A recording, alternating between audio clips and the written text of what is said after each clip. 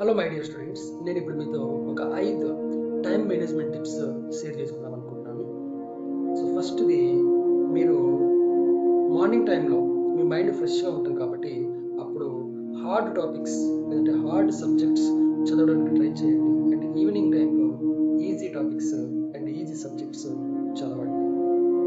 రెండవది, మీరు ఎంత చదివారన్నది కాదు, ఎంత రివిజన్ చేశారన్నది ఇంపార్టెంట్. కాబట్టి ఈవినింగ్ టైంలో మీరు చదివిన దాన్ని తప్పకుండా రివిజన్ చేయండి. తర్వాత మూడవది, మీరు కేవలం చదువుతూ ఉండకండి. మీరు చదివిన దాన్ని తప్పకుండా రాయండి. తర్వాత నాలుగవది, మీరు ఒక 50 మినిట్స్ చదివితే 10 మినిట్స్ అయినా మీరు మీ మైండ్కి రిలాక్సేషన్ ఇవ్వాలి.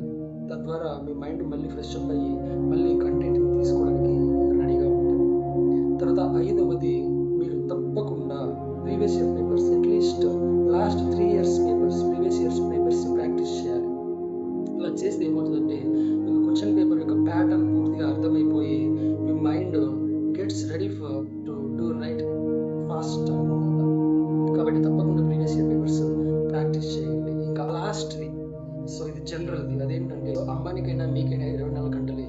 కాబట్టి మీరు ఆ సమయాన్ని ఆపాలని ప్రయత్నం చేయకుండా ఆ సమయాన్ని ఎలా మోల్డ్ చేసుకోవాలి, ఎలా మేనేజ్ చేసుకోవాలి అన్నదాన్ని ఆలోచిస్తూ మీ ఎగ్జామినేషన్లో అద్భుతంగా పర్ఫామ్ చేస్తారని